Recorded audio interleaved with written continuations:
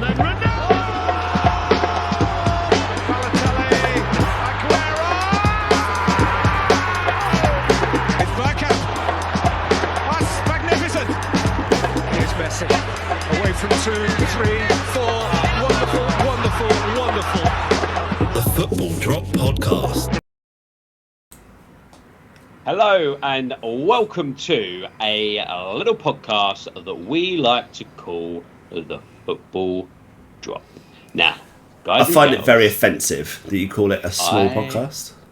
I have got a lovely, lovely gentleman with me by the name of Ben today. How are you, Ben? Why are you doing this so weirdly? I'm doing like child's presenting voice. That's your child presenting voice. Please don't get into child presenting. Laura's womb has just shuddered. Keep that word away from me. Absolutely. Absolutely. How's it going, my man? Yeah, I'm good, mate. I'm good. It's a bit early, isn't it? Mate, it is treacherously early. I was on the beers last night, just watching the football, and yeah, it feels hard. This pause this morning. Yeah, it's horrible. Do you know what? I'm going to go straight into it because that game was fucking awful. See, you are annoying me with this because we text last night. Basically, our conversation was, that was fucking shit. That was you, obviously. And then I was like, it was okay. And you went, it was fucking shit. We'll talk about it in the morning. It was like talking to Selge when she's got the ump with me. We'll talk about it in the morning. Like it was like that. Does she say that voice as well? Please say yes. Please say yes. No. That was still you. That wasn't her. Oh, fucking hell. Now. Do you know she listens to this first part of this pod? I know. And it's her birthday as well on Friday, so that'll probably be the day that she listens to it. She'll be like, oh great, taking the piss out of me on my birthday. I'm definitely going to text her as soon as this gets posted. But if you just listen to the first 2 minutes max, 2.5 minutes, that'll be good. We'll mention you by name. I should add, she is not like that at all. We are in a happy, committed relationship. Everything is good. There's no need to panic. Is she there with the cards telling you to say that? Yeah. Drop her one. Drop her one. Blink twice if you need help, Will.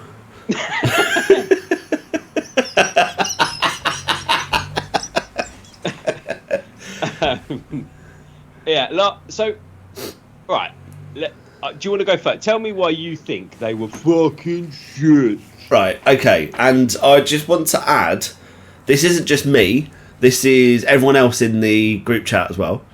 Mate, this is everyone in England, like apart from you, except for a few people. So what I want to say is, before you go on, I have not said once England were good. What I have said is we were okay. That's my words. All right? Yeah. So you crack on. I don't think we were okay though. So tell me. Talk to me. Okay, so I think Phil Foden had his best half in an England shirt ever in the first half because he actually did some passes together and created some half chances. He did okay. Yeah. The problem is he is drifting into the number 10 position, which he's not playing in this setup.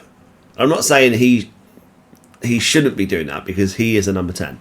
That is his best position. But in this system, he's not that role. So him cutting inside every single time he gets the ball just cuts off so much space for Bellingham. So Bellingham can't do what he wants to do in that 10 position, which is where he is being played by Southgate. That's his area. No one else should be operating there. That's his area. The problem with everything else is there's no one making runs forward. I think Sam put that in the group chat as well. No one's making any runs forward into the box to actually support anything. Kane seems to think he's a central midfielder.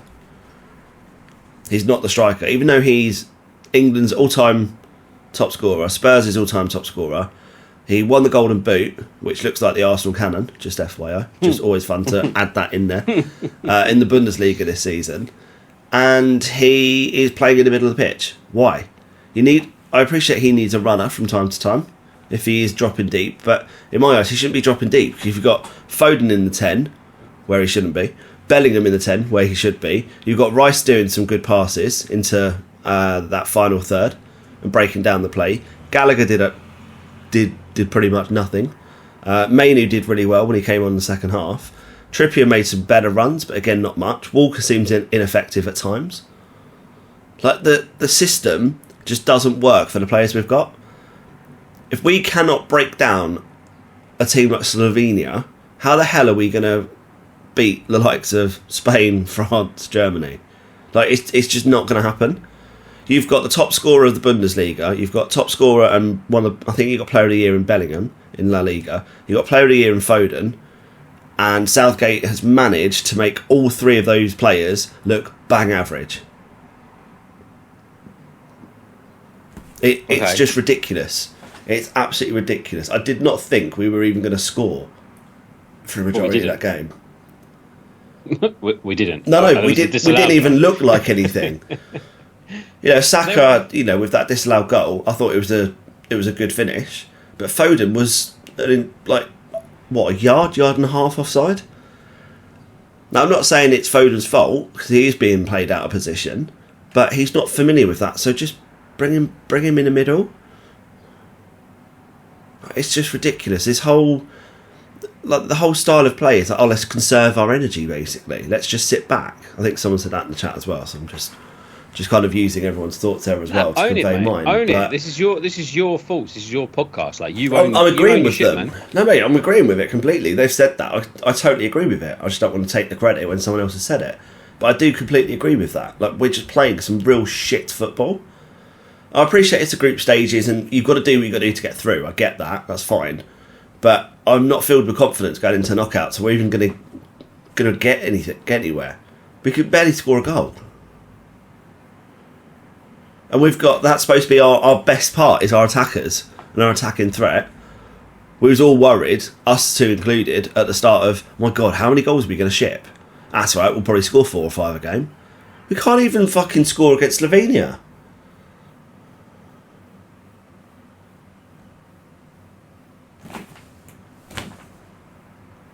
It's ridiculous. Yeah. It's a joke. Yeah. So go on, tell us how you thought we played okay. So, I don't disagree with a lot of what you said because it wasn't our finest performance.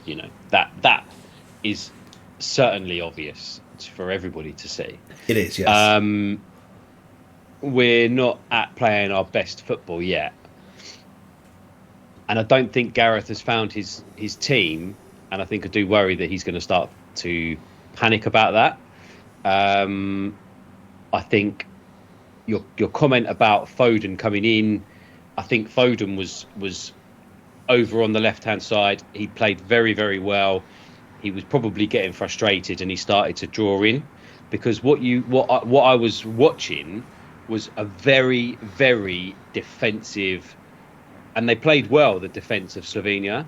And it's so hard to play against when you've got basically 8 players in the middle. So Phil Foden was having joy out on the wing, but as soon as you put it in, it's either being blocked or it's being cut out by a Slovenian defender. So it becomes frustrating, and then you start to come into the middle because you think, well, we're not. It's not working out on the wing, so we come in to the middle. And I think his changes were worrying for me in terms of why is Conor Gallagher coming off at half time when he hasn't really had that much time? You bring in Mainu on. Is there a problem with the fitness of the team? And that's why Gallagher's only playing 45 minutes. That's why Trent has to come on for Trippier after an hour. Like, is there something more after a long season? Is the England team too tired? What is going on there? Is he shuffling it about because he's not happy with what he's seeing? And why isn't he happy with what he's seeing? Leaving it till 88 minutes to give Gordon a run out. Why are you doing that? It's ridiculous. Like, you could see that Foden was coming in to the middle. Why aren't you then sort of and you don't want that? Why aren't you saying, like, Foden, push back out again or do the swap because Foden is not having any joy down there? Okay, let's give it a change up and see if Gordon has, but do it before 88 minutes. So that for me was the problem. But I think when you are playing a team who's playing 8 sort of central defenders almost, to find the chances that we even found are gonna be really few and far between. We have to be patient when they're playing like that. We have to have our build-up play, and we were doing that. We were being patient. We were knocking it about quite nicely at times. So that's where I said we were okay. Don't get me wrong. In front of goal, when the final chances, Harry Kane probably could have done a little bit better. Why is he coming? I agree with you. Why is he coming so far back? Because that's how Harry Kane plays. We've seen it throughout his whole career. He comes back. But what's Gareth Southgate going to do about that? Is he going to be brave and say, look, you do that again, I'm going to just sub you because we need somebody up the top. We need somebody to aim for, especially in that tight, compact middle. He's not getting the service and he's thinking, well, fuck it, I'm going to come out and get it. So I saw an England team who did okay for the position, for the opposition that they had, playing like they played.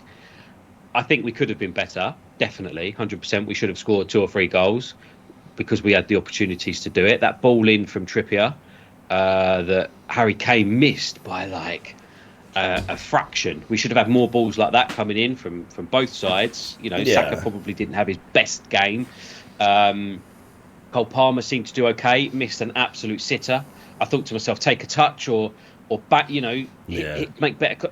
We had the opportunities there. There were 3 or 4 opportunities for us to score against that core people sitting in the middle, doing low blocks, getting in the way. You know, I think it was a hard game for them to play, and to get the criticism, to get the boos.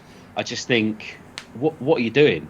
Because when we come up again, so if we go, you know, whoever we get in the next round are going to be a bit. Hopefully, there'll be a bit better opposition who wants to go for it. So they're going to leave. They're not going to have 8 people in the middle. So we're going to be able to play around up front a little bit more and let those attackers do what those attackers do. So that's why I think we played okay. I don't think we played well. I think we can do better. I think there's more to come. I think Southgate can do better.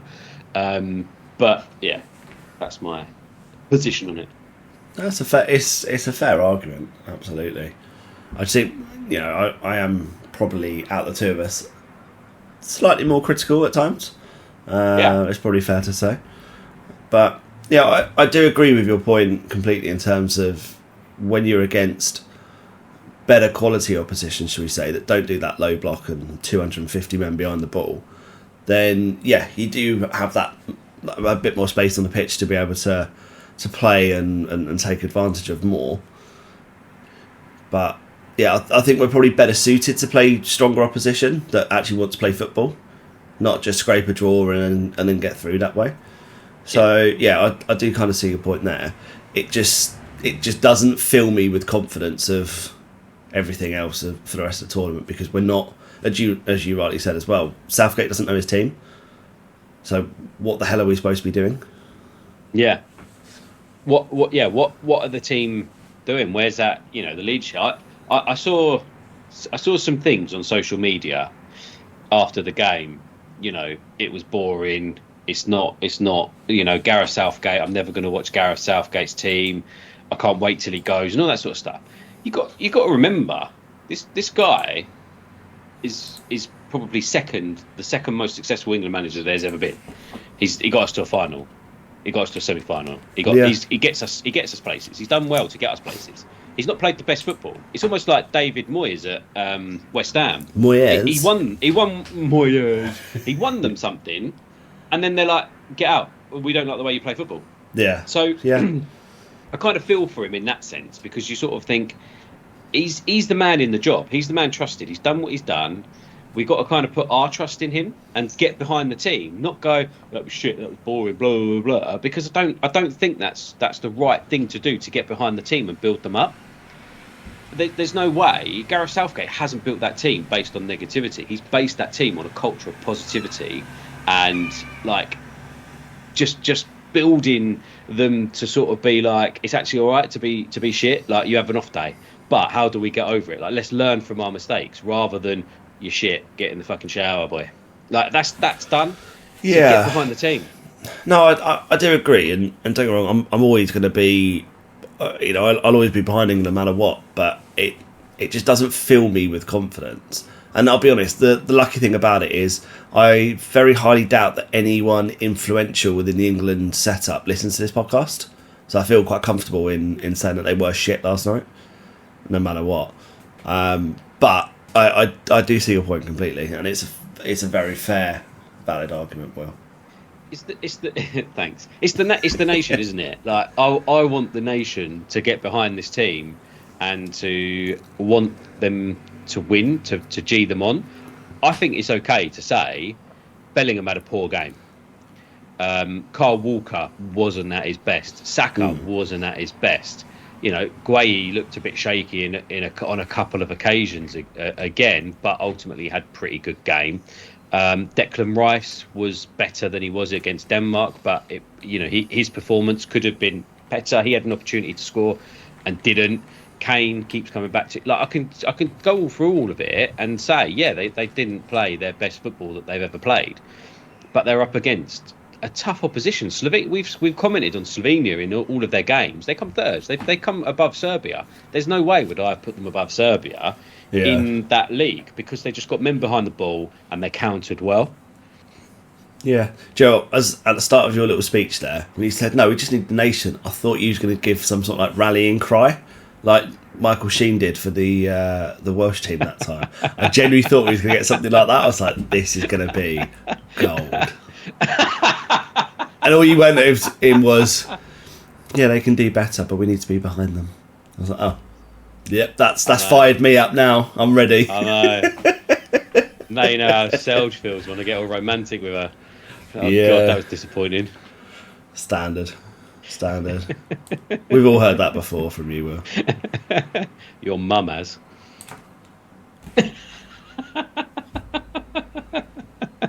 Sorry, some of the old ones are the best, haven't they? No. It's actually very disrespectful, William. Very disrespectful.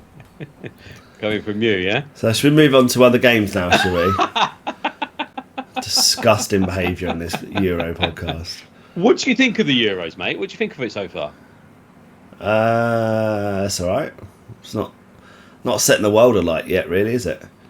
I think the teams that are doing well, I think Germany and Spain are looking very strong.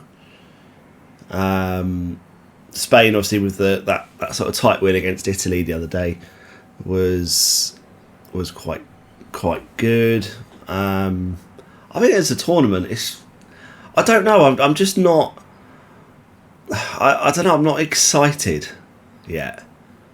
I think when it gets to the knockouts and stuff, it's a little bit different. Yeah, it opens up more. Yeah, it does. I think at the moment there's a lot of teams that have sort of qualified that aren't on paper, shall we say, necessarily that strong.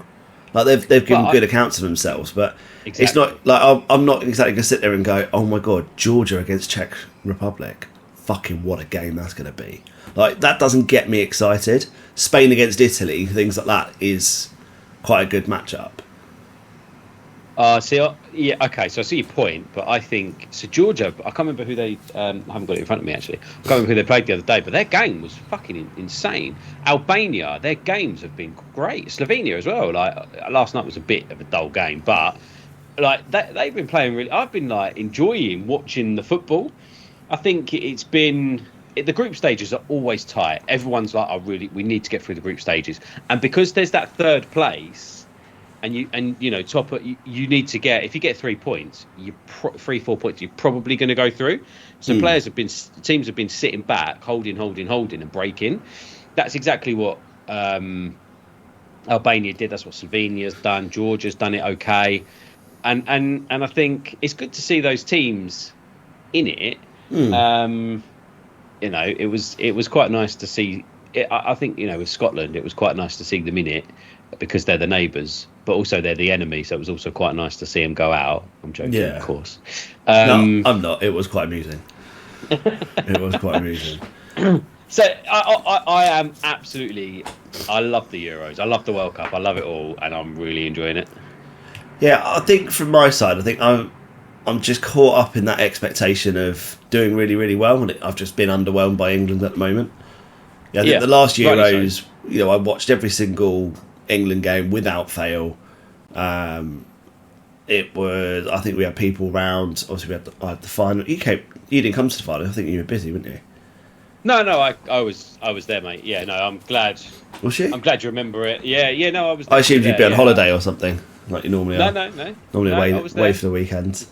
No. But there was a bit. I think there's a bit more fanfare because nobody expected us to go that far. And I think because of the expectations now that we have got a very good team, we have got a very good squad generally, and a lot of the players are on form or have been on form. So I think there's that extra level and that added level of expectation for me that I'm just like, okay, it's not quite there yet. I think the expectation is, you look at Manchester City with their team, and you pass that expectation on to Arsenal, where we're going to go out and we're going to beat Serbia, Denmark, and Slovenia 4-5-0, like Man City would if they were playing like Luton, Sheffield United. But that's not what we're doing. We're not. It's a completely different tournament, completely different teams, completely different game almost.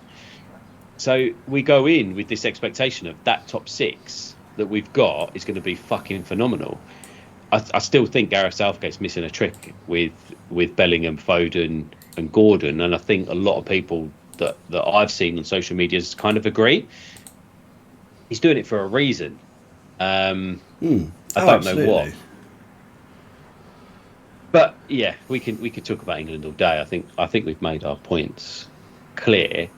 But yeah, I'm enjoying it. I think the French haven't set the world alight just yet. They've been very sort of pinned down. They've been a bit reserved. The Spanish have been okay, but they still seem quite reserved. Like they haven't got into like the second gear yet for themselves. I don't think the Dutch haven't been that good, have they? They've been pretty underwhelming. They've showed glimpses, I think. The Netherlands have definitely shown some really good. Like last night's game, for example, against Austria was brilliant. They scored, then Austria scored another one. It was Austria look insane. They look one of the strongest in the tournament at the moment. They've been the surprise package. I can see them almost doing like a bit of a Denmark-Greece and just coming out of nowhere and just going and winning it. Yeah, you never know, because no one really, and this is no disrespect to Austria, but no one really took them with any sort of seriousness. It was just, they're kind of there. It's another team that, they'll cause a few issues with certain teams, and that's it, kind of thing. You don't expect them to really go that far, like your Albanias and your Georgias, for example. I don't think they're quite on that level, but all of a sudden they've beaten Netherlands. They play a very good system. Ex-Manchester United manager / sporting director / head of football / whatever his titles were going to be, in Ralf Rangnick. And he's doing a cracking job, isn't he? They're doing really well. Them and the Swiss are kind of the teams, like you say, they're sort of like the middle ground. They're like what Chelsea was last season, coming to sort of about 6th, 7th. You sort of see them as that, but they're not. They're sort of fighting their way up, almost to like a Villa. It's like, okay, we're doing. They're doing good things. Both of them. Austria probably more than Switzerland, but. Yeah, I think there's been some real good surprise packages within that. I thought Germany were disappointing in their last game, actually. So they're again not setting the world on fire. No, I don't know if there's a single country out there who are living up to the expectations that their fans probably want. You might argue Spain. Italy are always going to play the Italian way, so they might be quite happy with the way they've done, but. Yeah, I mean Spain have got 3 wins out of 3, haven't they? So I think they're pretty happy with where they are from that side of things. 100%, yeah, but they haven't they've been good, but they haven't been the Spain of when they were winning things back in sort of 2010ish. It's totally different team, almost different formation and style to a certain extent. Yes, they're still playing that passing, but they're very much a team in transition. They've got a 16-year-old playing on the wing. Mate, how good is he, by the way? Yeah, don't get me wrong, he's incredible. Let's not slate him, but they're that sort of team. Quite closely, which sounds a bit weird now I've said it out loud, but it's only weird when you say it sounds weird. Oh, is it? Yeah. It's almost like you're guilty and you're trying to cover it up. But all you actually do is incriminate yourself more.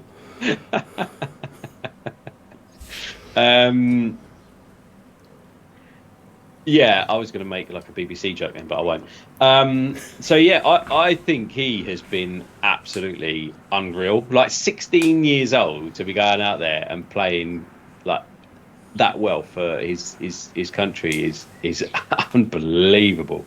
Yeah, that's crazy. Yeah, I've been enjoying it, mate. I'm really been looking forward to it. Every day I'm like, I can't wait to get the football on. No, I think that's the best way to be, isn't it, really?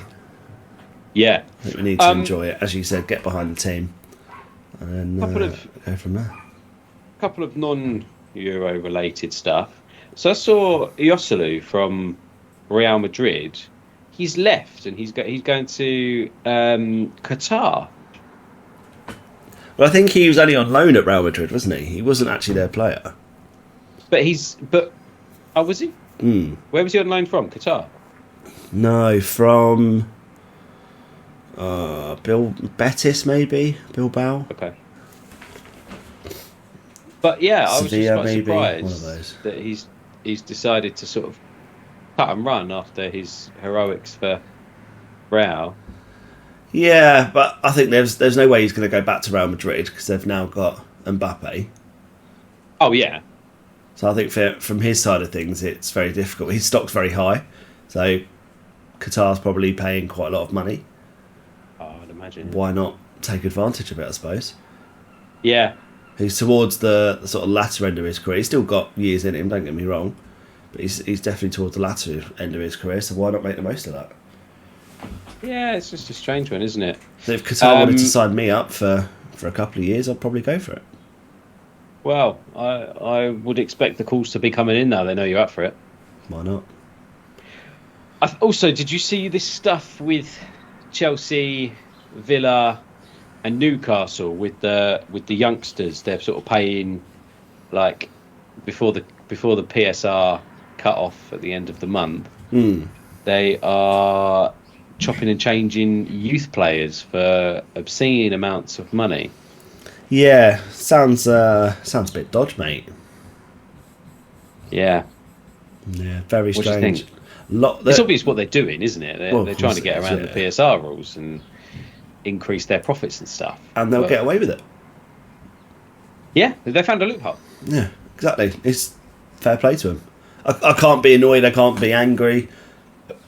I think. Whoa. You can't be annoyed or angry at that, but when Barcelona were doing things similar for a loophole, you was absolutely outraged. Like, you was just unbelievable. Yeah, because Barcelona were doing it even worse than what these other teams are. Were they? They were just they're doing basically the same. So No, they weren't really, though, were they? Because they were selling off their like TV rights to themselves, and then they were selling like parts of their ground to themselves constantly. Like, we slated Chelsea for doing that because that's just ridiculous. But selling your players and people, if another team's going to pay you that money, then yes, absolutely, because the other team are just such a mug for doing it. But Barcelona were paying like 100 million for players that they don't have 100 million, and then 6 months later going, oh yeah, we need to take your pay cut of like 90%. And then they get annoyed when that player says no. It's like your job now, them pulling you in saying, well, we haven't got any money, so we're going to ask our 100 best employees to take a 50% pay cut. It's only going to be for kind of 6 months or so, just so we can balance the books. You're like, yeah, absolutely. And then they bring in like a head of people or something like that, for argument's sake, on twice as much money as what you was originally on. You're like, well, how can you afford that? Because you've lowered my wages to pay for someone else that you don't need? Well, I'd argue that we did need them. Well, that you didn't need them. But we did. Why would you need them? Because you could do that. Yeah, but they're lowering your wage as well as 100 of your colleagues to pay for a different position. Yeah, that's all right. But you've probably got, I'm not going to say that properly, but there's probably other people there that aren't necessarily as strong as other people that you could probably, if they're a player, sell them on and generate revenue that way. Yeah, but you probably wouldn't get as much, will you? So you're better off cutting their wages. No, I completely agree with the model. No, you don't. I know you don't. So don't be a twat. Absolute dickhead. I could see you getting more and more frustrated. Yeah, no, I'm like, And then no, you're I'm not biting. No, do not I'm bite not biting. to this fucking loser. No, I'm not. I'm not at all. I think it's fucking dodgy, mate. And It if is you find a dodgy. loophole, then you're going to go through it. I also saw, before we sign off, Erling Haaland, and actually I think it comes up in the podcast that we've got coming out Friday, that Erling Haaland is rumoured to be off to Barcelona at the end of next season. Yeah. I'm sceptical of that, but we've heard that from reliable sources, haven't we, as well? So, Well, I actually saw it on X from, I can't remember who it was, but there is serious concerns at Manchester City that he's probably going to go to Spain, and Barcelona will probably get quite a significant amount of money from Saudi Arabia or Qatar, somewhere like that, in the Middle East, for Lewandowski. that's mad. Lewandowski's like 112 now. Yeah, but he's going to bang them in 6,000 goals. Like, how much did Ronaldo go for? He's nearly 40. Yeah, fair. So, Ronaldo's yeah, a I bit think different, but yeah, I see your point. That could be scary. That will fund the Haaland move then, wouldn't it? If they get 50, 60 million, Haaland will probably be 100, 150. But they'll have clauses, this, that and the other, won't they, I suppose? So, yeah. There Interesting. is more on that in the podcast on Friday, but yeah. There is. Just another thing before we go so we've been quite big fans of a football programme that helps men get into a better fitness state, mentally and physically. Oh, yeah, I forgot about this. Yeah. So I have signed up. I went to my first session on Monday. Loved it. Absolutely loved it. Everyone is generally everyone's really nice, really friendly, properly supportive. Different levels of kind of footballing ability, but that genuinely is like the tiniest part of it. Everyone has fun. It's still quite serious, very competitive. There's definitely, we played against a team that had been together for a few years, like the sort of core of the team. They were very good. Like their passing and stuff they knew exactly where people were going to go. So my team's obviously quite a new team, the one that I'm part of. So it was like newly created season. So it's really fun, really exciting. And Gav that we had on the podcast back in series 2, I think. He's in it as well. So he's on the same team as me. And I've been sort of talking to a few people about it, and I've got 2 new joiners next week, haven't I, Will?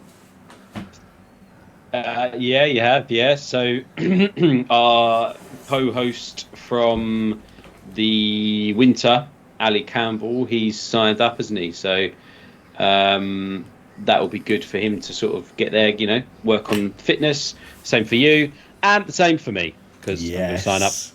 I'm so happy that you've signed up. And yeah, I'm looking forward to it. So I'll be there Monday.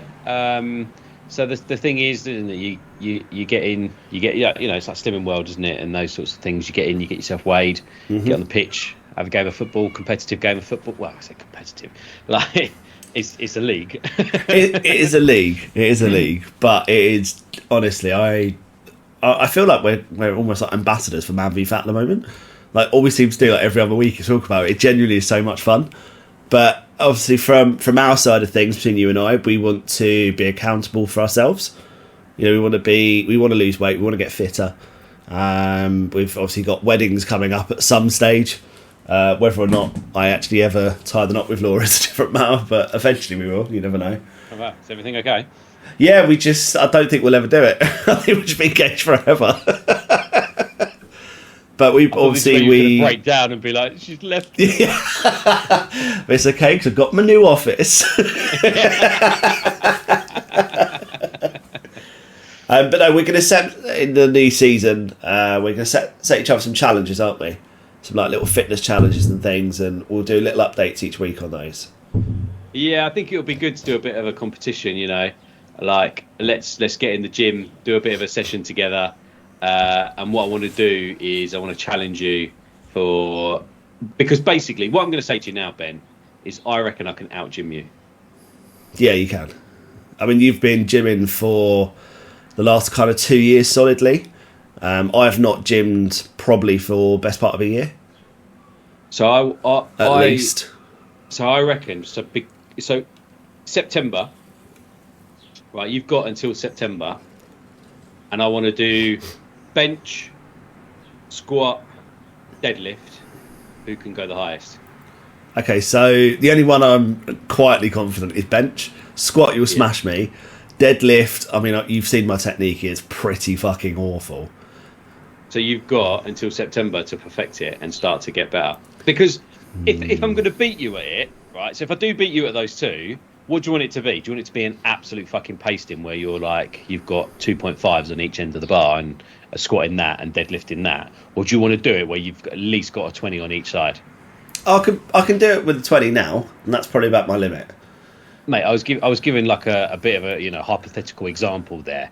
Like if that's my limit is 20 on each side. if I'm squatting 100 and you're squatting 40, like that is not going to be good, is it? Like so you got to get in there, you got to practice. This is the challenge, mate.